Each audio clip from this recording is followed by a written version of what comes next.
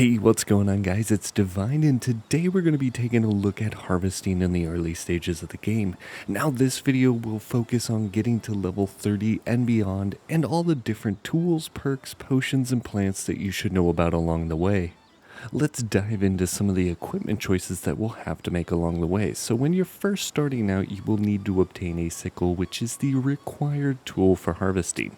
Now the flint sickle will be the first version of this tool that you will get, and its gather speed is going to be only 100%, which sounds fast, but it isn't. But don't worry, upgrades come quickly in the form of the iron sickle, which increases this to 125% at its lowest gear score, and then the gathering speed really starts to jump and increases once steel is obtained, going all the way up to 250%, star metal which ups that to 400%, and orichalcum that ups it to 625%.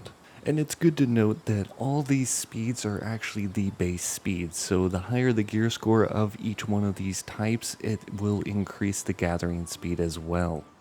Alright, so while gathering speed is a great thing to know about, it's not going to be the only feature you're going to be looking for on these different items. So perks are going to be something that can really set apart a poor item from a very valuable one, and what we're going to do is go through all these different harvesting perks. But one thing that we're going to want to note is that to craft items with these perks, you're going to actually require a special item to be used within the crafting recipe to gain these perks. So just a little forewarning, I will add what these special items are and what they do.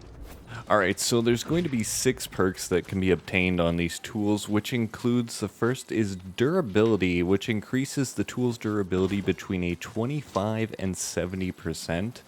And then next is going to be the Azoth extraction. Now this gives you a 30 to 40% of obtaining 1 Azoth while gathering a node, and personally I feel it's great on the sickle just because while you're gathering things like herbs, they can be so quick and the Azoth can actually just kind of come rolling in, especially if you're really low on Azoth. It's like the perfect thing to use just to kind of help build up your stash again.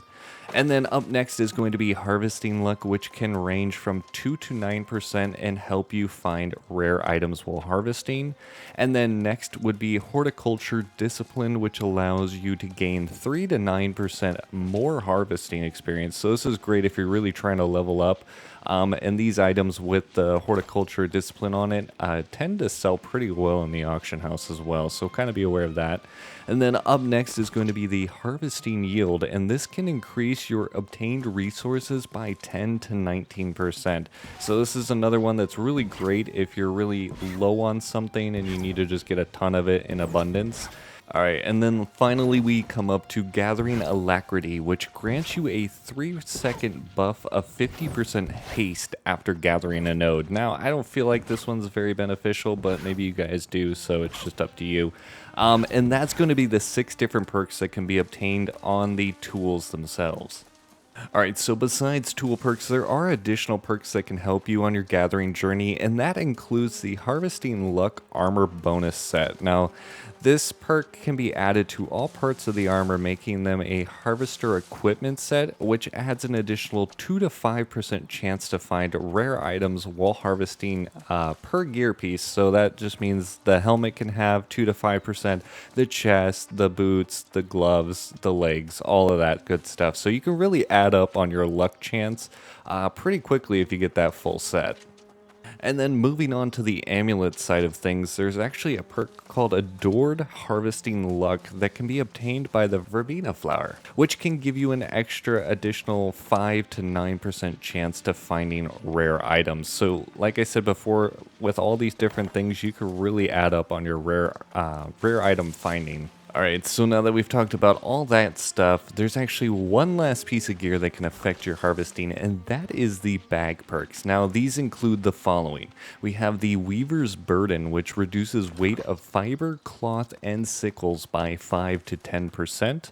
The Alchemist's Burden, which reduces the weight of alchemy reagents, potions, and sickles by 5 to 10%, and Extra Pockets, which gives you 50 to 95 more weight carrying capabilities.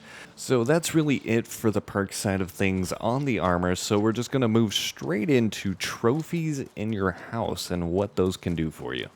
Now, for trophies, there's actually 3 different trophies that you can get, which include the following. So you have the Minor Harvesting Trophy, which gives you 500 points of luck while harvesting. Then moving on, we have the Basic Harvesting Trophy, which increases your luck by 1,000. And lastly, we have the Major Harvesting Trophy, which is going to bump that up to a whole 1,500 luck bonus. So those aren't the only things that are going to actually help you out with your luck and finding different items while harvesting. Now that's going to also include different types of food, as I'm going to show up here. Things that range from cooked corn, cornbread, herb crusted, corn on the cob, breakfast bread, and spicy steak pie. Now we can note that these buffs are temporary, so they only last for about between 20 and 40 minutes depending on which one you eat. I would say though, like the cooked on the corn and the cornbread aren't as hard to create, so it might be worth it to go checking those out, see if you can create them while you're doing some of your harvesting. And continuing straight on, now we can't forget about Intellect with the harvesting bonuses that it gives us, and you get the following rewards. So at 50 Intellect, you get a bump in harvesting speed by 10%. Then at 100, it will actually give you a 5% chance to gain a 1 Azoth while harvesting, so this combined with your sickle perk can really bring in a lot of Azoth. And then moving on, we go up to 150 Intellect, and that's going to start reducing the weight of the harvested items by 10%. And then at 200, again, you're going to get another bump in your harvesting speed by another 10%. And then finally at 250 Intellect, you're going to get a 10% yield in harvesting. So that's really great if you're starting to do other things that help with your yield. You can really bump that whole percentage way up there and get a lot of stuff. So piggybacking right on to that yield gain, one other thing and the last thing I wanted to really talk about different items that you can use to help with your harvesting ability is going to be the proficiency booster potions. And these are actually going to help increase the amount of resources gathered between 5 and 15%. Now again, these are going to be a temporary bonus, but they are pretty easy to make, especially pretty early on. So I would say if you need to get some workshop levels, these are pretty good to just do and then have when you're out harvesting. Alright, so now that we have a better understanding of what's going to actually help our harvesting ability, whether it be potions, perks, all sorts of good stuff there, let's start talking about the different ways that we can obtain the level 30 harvesting so that we can start gathering all those magical plants which have that requirement and that we want so badly. Alright, so let's talk about the different items that we're going to have to harvest until we get that 30 gathering level that we all want so badly. So that's going to actually include herbs, hemp, farm plants, honey, berries, and nuts. So you might be asking yourself, which one of these is going to be the best to find and harvest for my levels? Now, that's really going to depend on where your starting location is, and also what you're comfortable going to get. So things like farm plants, you're going to have to fight a little bit, but they are a really good experience, and they're also good materials to make food later on. I, for one, actually prefer herbs and berries if I can find them. Especially in Monarch's Bluff, if you're over in the initial starting ocean beach front, there is a ton of herbs over there, and honestly I went from like 5 to 30 in like no time over there, just farming a bunch of herbs because they respawn fairly quickly, I would say, and they're just super abundant over there. And herbs are a really fast gatherable items, so that's kind of why I like them over other items. But berries are actually the same speed as well. But honestly, like I said, it's really going to be dependent on what your area is really going to provide you. Alright, so while we're on the subject of herbs, I am putting up this picture again, just so you guys can see where you can go for certain types of herbs, just because it does get a little bit confusing, especially when you're doing those town board missions that require different food recipes and stuff like that. I saw a lot of people asking questions of where can I find this herb or where can I find that herb. So I just want to throw this up there one more time for you guys so that you can see it.